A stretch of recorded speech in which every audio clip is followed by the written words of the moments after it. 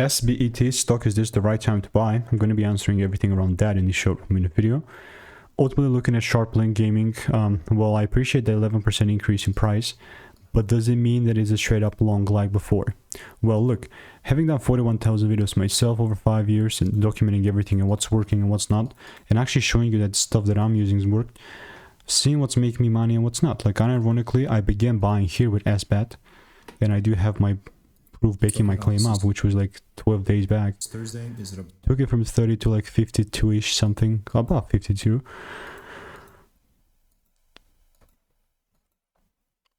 Not only did that deliver, this thing went not from 52, it went from 122, right? So that's crazy. So we took it from 30 to 1, that's like a 4x. And then I said the only buy it's gonna make sense for me here is if I see a double shift. Saw the first break here actually, and then technically I'm still sticking with it because, you know, it's a higher time frame, and if it really wants to pump up hard, there's going to be like, this is going to be no challenge to break these highs. So I'm still sticking to this. What happens if we keep breaking? Well, it's going to be a whole different place, so stay tuned. And if you want to learn how I'm making 5 to 10K per month trading, click the first link in the description, get my free email.